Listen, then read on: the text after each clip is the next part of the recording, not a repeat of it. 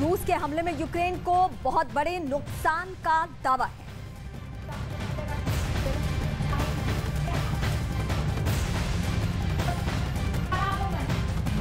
और इस वक्त की सबसे बड़ी जानकारी, इसकी वजह से यूक्रेन में बिजली और पानी का संकट खड़ा हो चुका है। क्यों? खार्किव, निप्रो जैसे शहर में बिजली और पानी की आपूर्ति बुरी तरीके से प्रभावित है।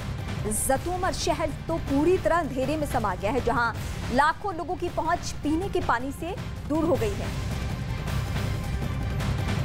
तो इस वक्त बड़ी खबर हम आपको अपडेट करें। ज़ेलेंस्की ने कहा है कि बहुत नुकसान हुआ है, रूस के हमले से बड़े नुकसान का दावा।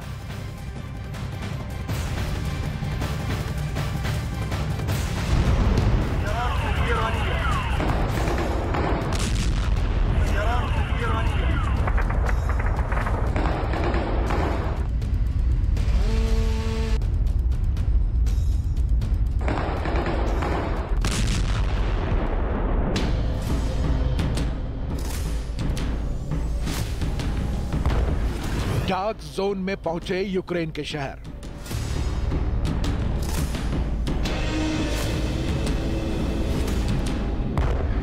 यूक्रेन के शहरों में छाया अंधेरा।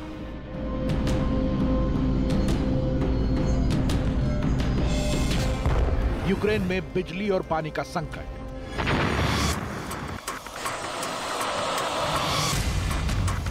रूस ने यूक्रेन की राजधानी कीव में ड्रोन से ताबड़तोड़ कई हमले किए। ईरान के सुसाइड ड्रोन से कीव के कई रिहायशी और सरकारी इमारतों को निशाना बनाया गया। यूक्रेन के दूसरे सबसे बड़े शहर खार्किव पर रूस की 8 मिसाइलों से हमले का दावा सामने आया। रूस के बॉर्डर से 40 किलोमीटर दूर खार्किव में रूस के हमले से भारी तबाही आई। निप्रो में 2 जोरदार धमाके से पावर स्टेशन पूरी तरह तबाह हो गया।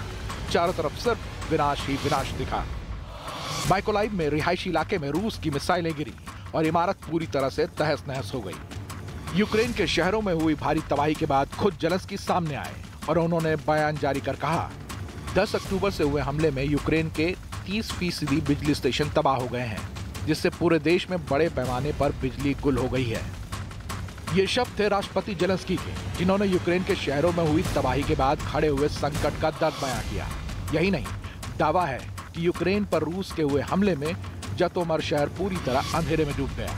करीब 2.25 लाख की आबादी बिजली और पानी के संकट से जूझने लगी। एक सप्ताह के भीतर यूक्रेन के शहरों पर हुए अटैक के बाद भारी तबाही का दावा है। दावा किया गया कि रूस के हवाई हमले में यूक्रेन के शहर अंधेरे में डूब गए। यूक्रेन के 30% पावर ग्रिड ठप हो गए। बिजली संकट की वजह से पानी की आपूर्ति भी ठप हो गई। यूक्रेन पर एक के बाद एक हुए हमलों पर ज़ेलेंस्की ने जोरदार प्रहार किया और रूस पर आतंकवाद को बढ़ावा देने का आरोप लगाया। Пам'ятати, що сам факт звернення Росії по таку допомогу до Ірану є визнанням Кремлем свого військово-політичного банкрутства.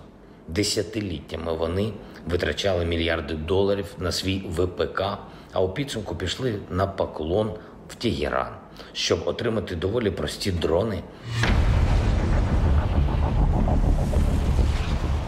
ज़ेलेंस्की ने साफ किया कि वो और उनका देश रूस के हमलों के आगे घुटने टेकने वाला नहीं है, चाहे उन्हें किसी तकलीफ का सामना करना पड़े। लेकिन रूस ने जिस तरह से यूक्रेन के शहरों को निशाना बनाया, उसने यूक्रेन के शहरों में रहने वाले लोगों की मुश्किलें बढ़ा दी, क्योंकि रूस के अटैक से यूक्रेन के 1/3 शहर अंधेरे में डूब गए, जहां बिजली के साथ पानी जैसी बुनियादी सुविधाओं का भी बड़ा संकट खड़ा हो गया।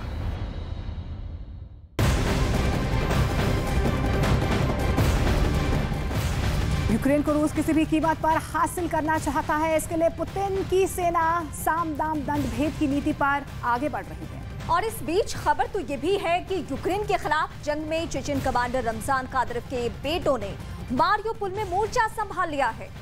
सवाल उठता है कि क्या यूक्रेन पर जीत हासिल करने के लिए कादिरोव अपने बेटों की जिंदगी भी दांव पर लगाने जा रहे हैं? क्योंकि कुछ ही रोज पहले ये रमजान कादिरोव ने इस बात के संकेत दे दिए थे कि वो अपने तीनों नाबालिग बेटों को जंग के मैदान में उतार सकते हैं।